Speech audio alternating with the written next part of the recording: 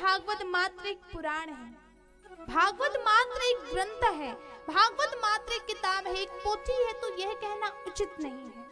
तो इस भागवत को क्या कहा जाए? तो ये भागवत क्या है?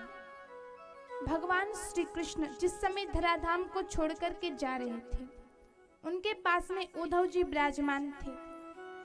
उस समय भगवान श्री कृष्ण ने कहा था, तेने यम वांगमयी मूर्ति प्रत्यक्षा वर्तते हरि, सेवनात् श्रवणात् पाठात् दर्शनात् पापनाशनी।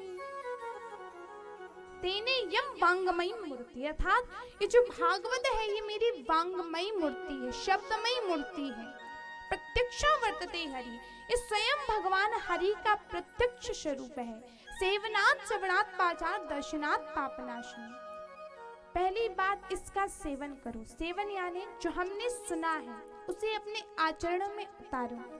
एक बात नहीं महाराज, कुछ तो ऐसी बात होगी मतलब जो आपको अच्छी लगे। भागवत जी में इतनी सारी अच्छी अच्छी बातें बताई जाती है, कोई तो ऐसी चीज होगी जिसे आप अपने आचरण में आराम से उतार सकते हैं। तो महाराज इसका सेवन करें, इसे अपने जीवन में उतारें, अपने आचरण में उतारें। सेवनात् श्रवणात्, अगर आप सेवन नहीं कर सकते तो महाराज थोड़ा बहुत श्रवण ही कर लीजिए।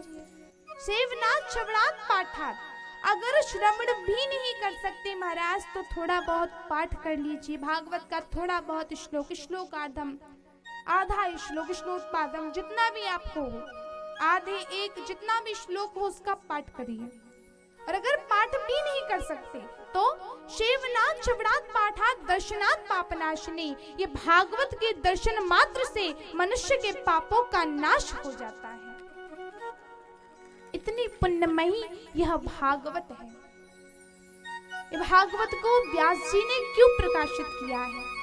पहले 17 पुराण थे, उसके बाद में 18वां पुराण हुआ है भागवत। भागवत का प्रकाशन अर्थात भागवत श्री व्यासदेव जी ने श्री कृष्ण द्वैपायन महाराज ने क्यों लिखी है, इसका निर्माण क्यों किया गया है?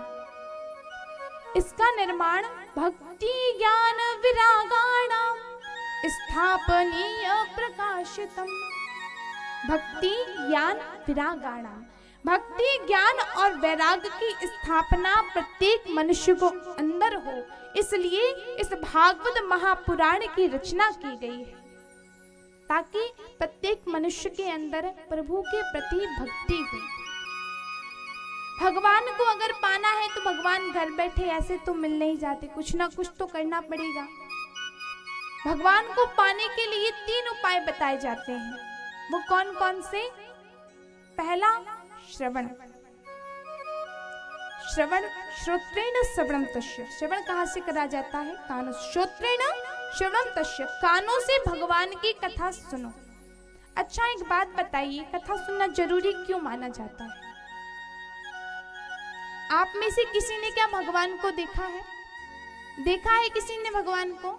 नहीं देखा। भगवान मनुष्यों में बहुत कम ऐसे भक्त हैं जिनको दर्शन दे जाते हैं। हम में से किसी ने भगवान को नहीं देखा। अब जिसे हमने देखा नहीं उसे हमको पाना है। जिसे हमने कभी देखा नहीं, कभी जाना नहीं, उस प्रभु को पाने की बात है तो भगवान के नाम की ज्योत हमारे मन में कैसे जगेगी? श्रवणम, श्रवण करके हम भगवान की कथा जब कानों से सुनेंगे तो धीरे धीरे मन में भगवान के नाम की ज्योत जगेगी। आप जो सुनेंगे आपके धीरे धीरे करके वैसे ही आचरण होंगे। अगर आप अच्छी बातें सुनेंगे, सत्संग में रहेंगे, सत्संग सुनेंगे तो धीरे धीरे करके आपका मन भी सत्संग में लगने लग जाएगा। और महाराज अगर इसकी बुराई और उसकी बुराई, आज पड़ोसन ने ऐसा कर दिया, उसने वैसा कर दिया, ये सुनेंगे तो हमारा मन भी बस बुराई करने को करेगा। पहले श्रवणम, ताकि हमारे अंदर भगवान के नाम की ज्योत जाग सके। तो श्रवण कीजिए। श्रोत्रेण श्रवणम तस्य वचसा कीर्तनम तथा, श्रवण के बाद में वचसा कीर्तनम तथा, अर्थात इस वाणी से भगवान का कीर्तन कीजिए। दिन रात थोड़ा बहुत, जरूरी नहीं है कि बिल्कुल भगवान के सामने बैठे ही रहना है। आपको अगर कुछ काम भी कर रहे हैं तो काम करते करते राधे राधे कृष्णा कृष्णा, राधे राधे कृष्णा कृष्णा थोड़ा बहुत जाप करते रहें। अपने जुबान पर हमेशा भगवान का नाम रखें। वचसा कीर्तनम तथा, यही तो भगवान का कीर्तन है। तत्पश्चात मनसा स्मरणम तस्य महासाधन मुच्यते, अपने मन में भी भगवान का स्मरण करें, मनन करते रहें, भगवान को ध्यान करते रहें। अगर हमारे घर में से कोई एक व्यक्ति इधर उधर चला जाता है तो क्या हम उसको याद करने के लिए कोई टाइम फिक्स करते हैं? नहीं भैया, वो गया है तो उसको 6 से 7 बजे तक याद करना है, उसके बाद में याद नहीं करना। ऐसे करा जाता है? नहीं। पर जब भगवान को याद करने की बारी आती है तो बोले 6 से 7, नहीं तो 7 से 8, एक टाइम फिक्स कर लिया, इतने बजे भगवान को याद करना है, वरना दिन में कभी याद नहीं करना। जैसे हम अपने परिवार के लोगों की हर जरूरत का ध्यान रखते हैं, हमेशा उनका स्मरण करते हैं, समय आने पे भोजन भी देंगे, जल भी देंगे, चाय पानी सब करते हैं, वैसे ही आप भगवान को भी अपना माने।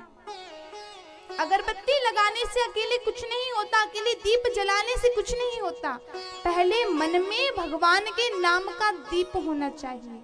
क्योंकि भावना में भाव नहीं तो भावना बेकार है, और भावना में भाव है तो भव से बेड़ा पार है।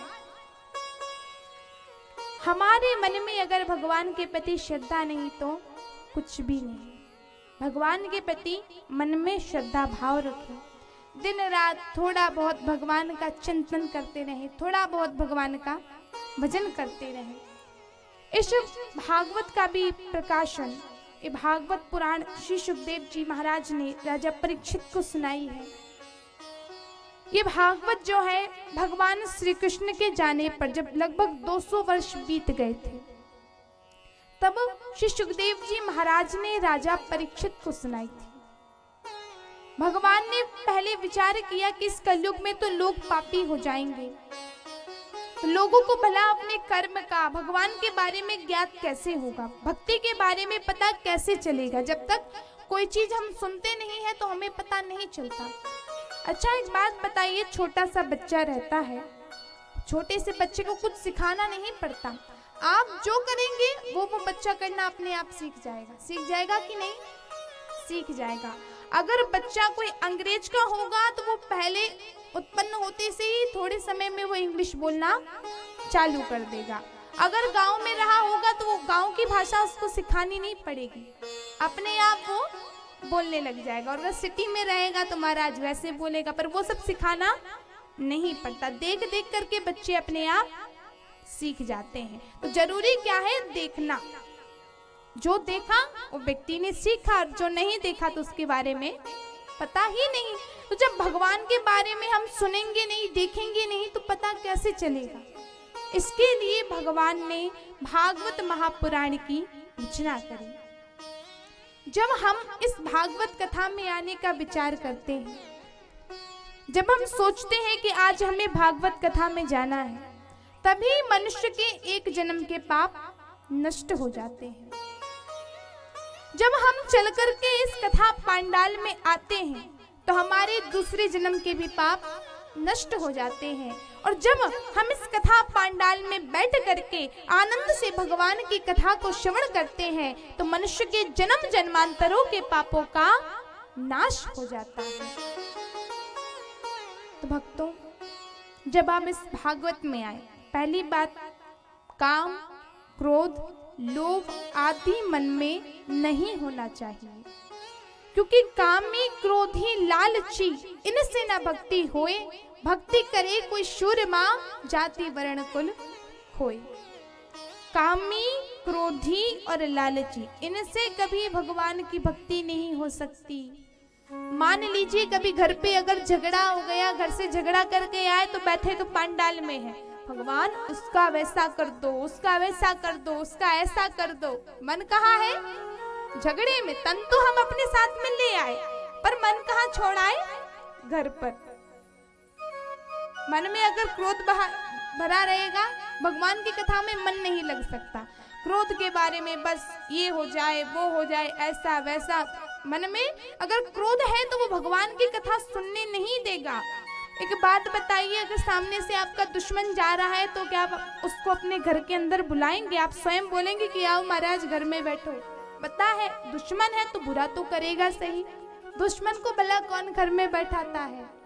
वैसे ही काम, क्रोध, लोभ, लालच मनुष्य के दुश्मन होते हैं, पर मनुष्य उनको बहुत अच्छे से अपने मन के अंदर बुला लेता है और वो ना फिर भगवान की भक्ति करने देते हैं, ना कभी अच्छा कर्म करने देते